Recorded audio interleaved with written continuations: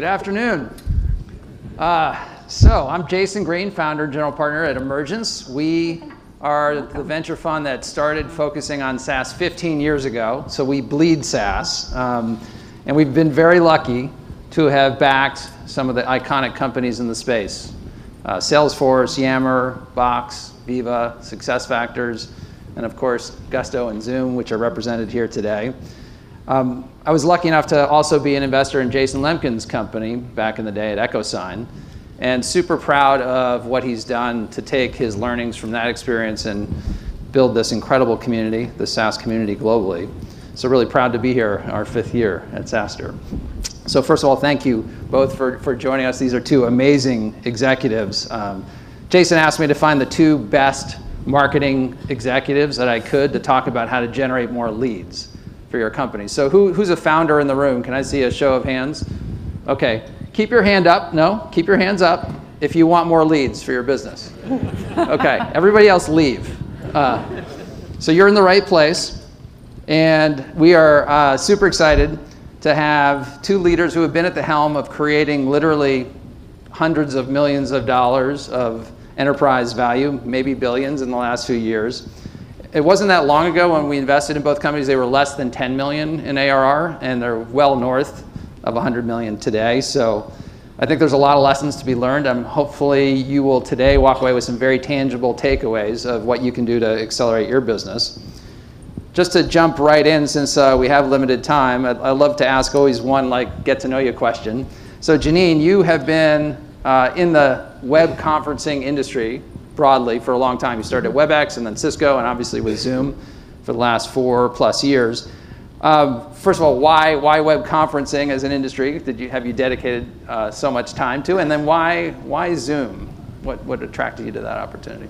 All right, why web conferencing? I don't think that was planned. WebEx was a fun, cool brand at the time. So that's obviously why I joined there. Why I stayed, I think, is I talk a lot about I think the terms B2B and B2C are kind of silly. I just think you're selling to people. And at Zoom, I have the ability to sell to micro 1-person businesses all the way up into the Fortune 50. So knowing that you're both selling into an IT traditional business audience, but then knowing that at the end of the day in SaaS, if end users aren't using and loving the product, then they don't renew. So you get to do a little bit of both. Yeah. And how much do you think coming from the industry for so long has been a key to your success at Zoom, just learning the lessons of that industry?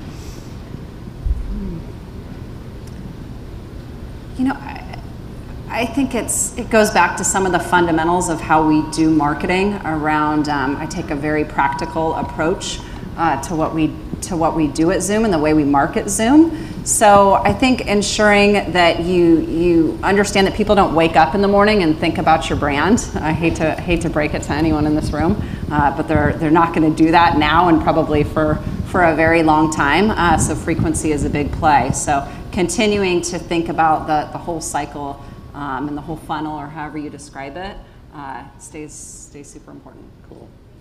All right, Tolithia, you joined Gusto recently in the last few years. You spent quite a lot of time at consumer companies before you joined Gusto, kind of made the move to B2B, which we're super happy about. We love B2B. So why did you make that move, and how have you found those skills translate to Gusto?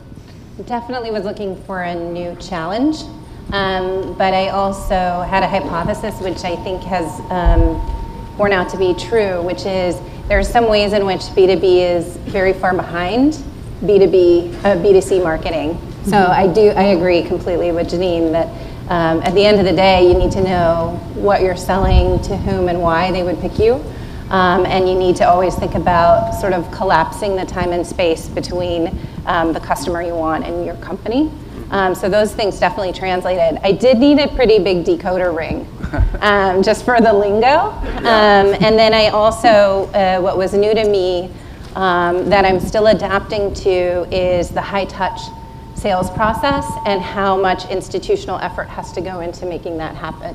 Yeah, and Gusto is selling to pretty small businesses, yeah. Right? 5, 10 people. So yeah. It's a lot more in some ways like consumer than enterprise.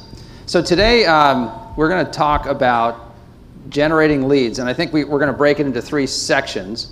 You know, marketing used to be about the 4 Ps. That's what I learned when I went into business school: product, price, place, and promotion, right? It was retail, very oriented. Now I think we have what we call the 3 Cs, which is demand creation, demand capture, and demand curation.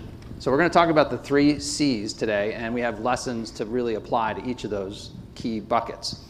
I want to talk about tactics that are being used at scale, like you are today, but I also kind of want to rewind the clock a little bit, because many in the room are much earlier stage businesses. Let's talk a little bit about the demand creation piece of that equation. Janine, I'd love you to start maybe and talk a little bit about some of the lessons learned in the earlier days. And I know 4 years is dog years in Zoom time, but like if you can rewind yourself to what it was like when you first joined the company, what were some of the things that you did early on that really seemed to work, that kicked in that kind of lead gen engine? Yeah, I think, you know, I always thought the term demand generation was so silly. So yeah, we were talking about this, you know, you do stuff to create demand and you do stuff to capture it. And so as I think about like those first hires, I know I came in right on the heels of the Series C funding from Emergence, where we said we're going to kick off sales and marketing, right? Whatever that means. It means go put some attention and money behind it. And so when I think about those first hires, it's what am I going to do to do both of those things, and do. When I think about kind of those key priorities that still are, you know, hold true today, it's about building preference for the brand and driving third-party validation. And what I mean by that is, you know, we built relationships with the analyst community much earlier than I think most. And that you might not think that you need it at that time, but sure has it paid off, right? When you have scaled and when you are in those enterprise conversations. So having those relationships is key. And then I describe our customers, it's like a cult following. Like I just, when I came over to Zoom, I had so many folks that wanted to give me quotes and videos and what do you need? They wanted to, you know, scream it from the rooftop. And I'm like, okay, well, we've got something unique here, so let's make sure that always stays front and center to what we do. And so I think those key hires are around. What key hires were? Early on, it was we did events. So we take, as I mentioned, a very practical approach. So getting in front of people is still incredibly important in this digital age. So events, it was digital, of course. He was my first phone call. I found you know, the best person I knew at thinking about it pragmatically. And then someone to do webinars and demos. So for us, we do have a very strong freemium. It's the same product that you use whether you're an SMB buyer or enterprise. So it really helps with that upsell motion. So people experiencing it. And then, you know, we have things like our Zoom rooms, so conference room solutions, you know, voice now. So being able to also ensure that you are talking to your current customers about what you're bringing in, because I think that's something people forget about too, is your current customers need to know what you're up to just as much as your prospects. So I wouldn't forget that piece of it as well. What's some of the low-hanging fruit though, that you came in, you just saw immediately, I could make this change and have an impact on leads? Immediate low-hanging fruit was I went to our website and we didn't have call to action buttons on any of the product pages. And I had told, we had an all hands the first day I started, and I said, you know, leads aren't going to fall out of my pocket. So like hold tight. We had a handful of reps at the time. And then the next week they literally did. So I'm like, you know, I don't know if I can keep this up. We were able to, luckily. But I think just in that week we went from 11 contact sales leads to 111. I'll never forget that overnight. So there is low-hanging fruit, and we run into those things today, right? In product messaging, you can find that at any stage of your business, but that was one of my early memories. Got it.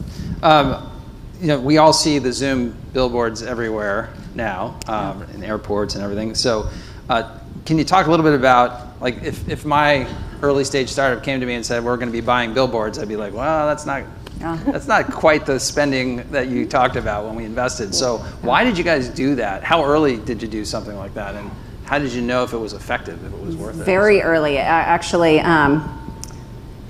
Even stepping back, I think it's also important to note that Eric, our CEO, is a supporter of marketing. Like that's really great. You have to, I saw a lot of founders in the rooms, like make sure you have really good relationships, like with the people that you're asking to go and build your brand and drive leads, because it is an art and a science, and you kind of have to. If he didn't believe that people don't wake up in the morning and thinking about your brand, we might not have done this. But he also came to me and said, hey, I found this billboard on the side of 101. Here's the guy's phone number. I told him we would do a billboard, and I'm like, okay.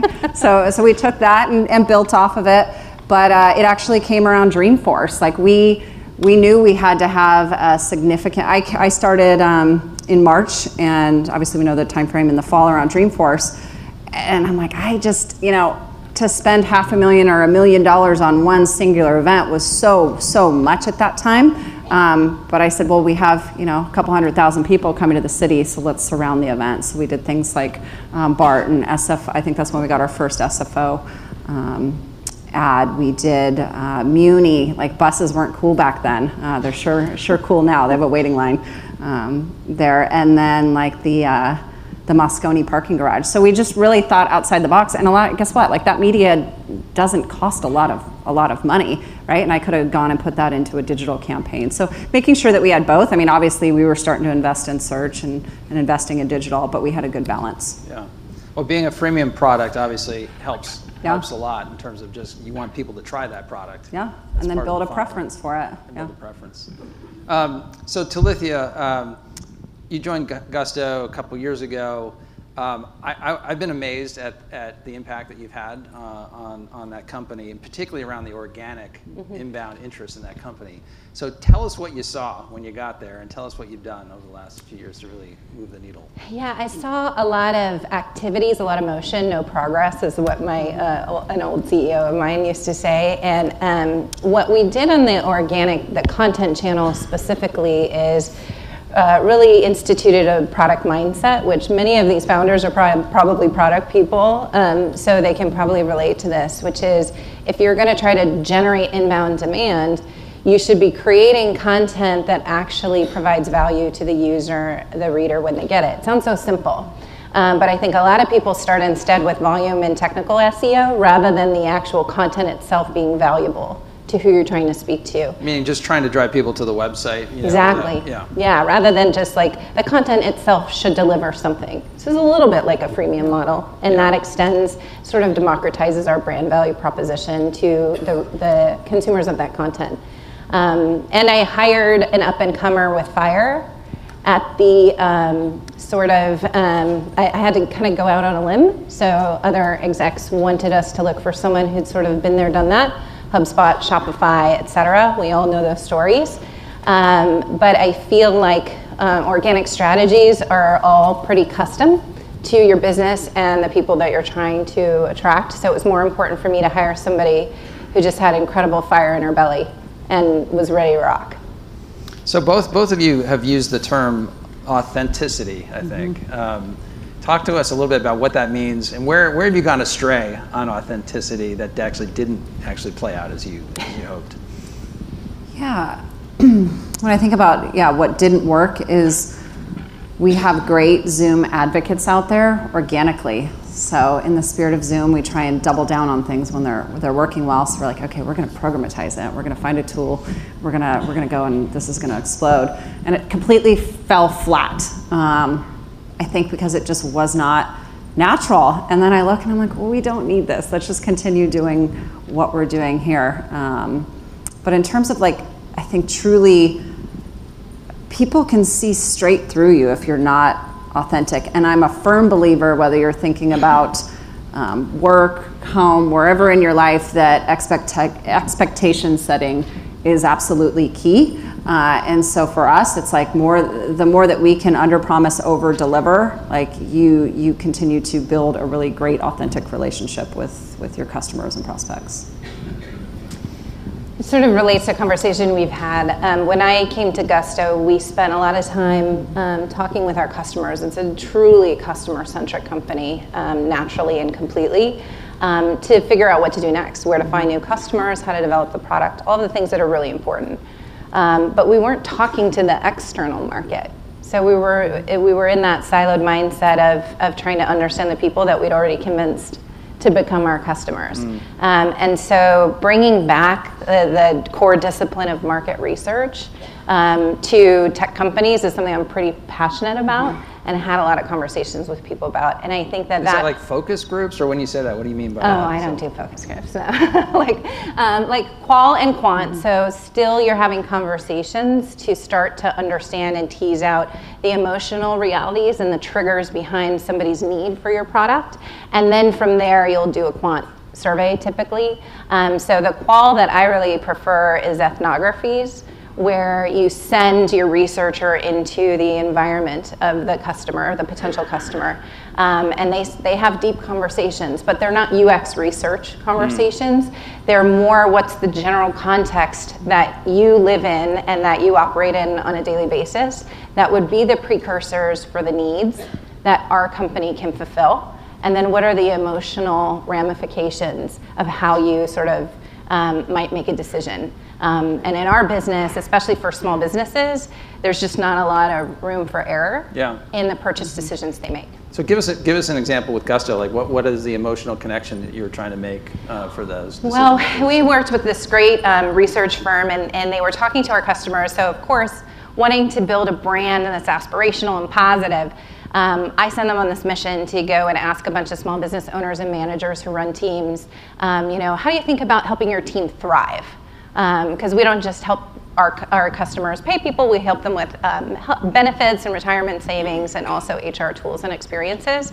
And the researchers looked at me funny because they already knew there's so much pain and frustration and need in the community. And so, but they were cool about it. And they asked that question, and almost every single one of the 12 interview subjects that we had was like shocked. Kind of like it was a moment of not delight, but surprise that that question was even relevant to the conversation because they're so reactive. And so on the one hand, that gave me great input for driving more leads, which is speak to the pain. But on the other hand, that gave me a lot of hope that we can create a brand that talks about how your life will be better once you pick us. I think that kind of obsessive customer focus is a consistent theme with all of the iconic companies that we've backed. I think Josh, the founder and CEO, went on a road trip in a van, right? Visiting how many states or whatever that he visited? Well, on the way, a lot. But I think it was a little bit more than a dozen of our customers that he visited to give them an award for going the extra mile with their businesses and the way that they empower their employees, which is really important to us. And it was a great exercise because it got, obviously, Josh exposure to the environment of all of the customers. It also generated a bunch of content assets, including photography and video, which is very expensive if you actually go out on a professional shoot. So it was a very high ROI project for us. And it also helped us test whether or not we could get local PR coverage, because most of our PR coverage at that time was very tech press oriented, and small businesses don't really read TechCrunch. So that was a good experiment. Yeah. Great. Well, let's move a little bit more to the capturing the demand after the creation of the demand. And Janine, I mean, digital marketing obviously has been a core thing here. Well, talk a little bit about how you think about demand capture. What are the key processes and tools that you've used that have worked really well for Zoom? Yeah, I think people use digital just gets thrown around like it's this big bucket for every word, every conference in San Francisco. I mean, there's just so much that can even be a distraction. And so, once again, going back to thinking about the practicality of it, is we use a lot of, you're probably familiar with negative targeting or keywords and all that. We use that kind of across the board. We think about it if someone's already gone in and signed up for an account, I don't want you to keep seeing paid ads for us, whether it's signing up for the trial or whatnot. We'll use it for cross-sell and upsell, of course, but we really take a diligent effort to make sure that we're using that as a big net, knowing that there's a lot happening at the top of the funnel that's driving people to that. So even the way I think about ROI is a little unconventional. If somebody just asked me, well, what's the CPL or CPA for that program? I don't know. I couldn't tell you that, but what I can tell you is, you give me $1 and I'm going to give you back 2 in this time frame, 3 in the quarter, and then I'm going to give you X amount within 12 months, right? And so thinking about things holistically, and obviously the program managers that are running these things have their own KPIs, but you just have to be able to look and tell the broader story of how how your different channels are working together to drive. So what's been the most effective channel for you guys so from a far? digital standpoint? Yeah. Probably a lot of the retargeting. I mean, we because of the nature of our freemium business, that lookalike modeling, prospecting in that realm, I think is really important because we want to continue to kind of bring them down the funnel, but we're in a unique position where we're typically not going to be their digital first touch, right? Everyone has that in their attribution models. We developed ours homegrown, and we can talk about first and last touch and midpoints and all the rest of it. But like that first touch, like just understand, you better take that with like a grain of salt. Like there's a lot of caveats that go around anything that is digital first touch. And how do you know when it's time to push the pedal down on something? Like what's the metrics that you think about? I try and take it, I try and take it until I start to see diminishing returns. I think we look at...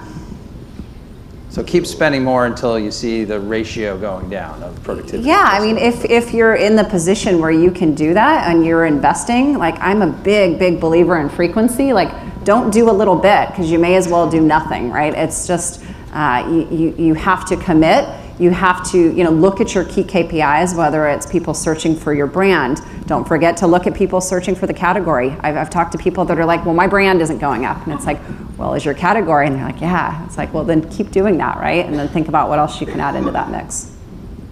So, Tolithia, how about you guys? What do you think about in terms of capturing you created the demand? How do you capture it now, especially going after small businesses that, 5.5 million small businesses in the U.S.? How do you even think about targeting? Yeah, well, how do we think about targeting? So like from the first day I started at Gusto, everyone wanted me to roll out a vertical-based strategy, which I've resisted now effectively for 2 years. The reason is it relates absolutely to the concept of frequency. Mm-hmm. So you want to find a way to go deep in a particular population. For many businesses, vertical makes a ton of sense, especially where you have sort of like fit for your product that's highly competitive. But for our business, small businesses are very heterogeneous. So if you're trying to sell to a very broad audience where they're going to have lots of different ways they decide and lots of different needs, then my recommendation would be to use a different way to narrow the target. So retargeting is one way. Geography is the way that we picked to do that. And the other nice thing about geographic targeting, and Janine sort of demonstrated this too, is you can put a surround sound effect in a geography in a non-$10 million way. Yeah. So how big a geography do you got, both of you? I don't know. I would take a city. I started with the Bay Area. We're like, if we can win here, we can win anywhere, and then we moved on from there. Scale it from there. Yeah. I mean, actually, you talk about Janine kind of not going into a region cold, I think was the term you used. What does that mean? What does that mean? Yeah. So for us, you can look at any of the indicators, whether it's search, whether it's visitors, new, returning. Freeze, people signing on your contact sales request a demo forms. Look at all those metrics that make sense for your business, and then see what that story tells you. Like I also don't want to over-architect it. Like I think that's where kind of you can really determine where you're making an impact, and then when you should add more and move on. All right, let's talk a little bit about curating the demand. Both of you are very, very analytical in the way you approach the business. Talk a little bit about how you prioritize these leads. What kind of engineering talent or data science talent did you bring on board to really give you an edge on that? We have a data science team, so we use that in terms of scale. So, they're providing insights and also scaling our analytics is the way we use those teams today, right? So thinking about where those triggers are within a freemium. How early on did you bring a data science person? I'd say it was probably about 2 years ago. 2 years ago. Yeah. Okay. How about you, Tolithia? Yeah, I think our data science team, or our first data scientist, came on board between 2 and 3 years ago.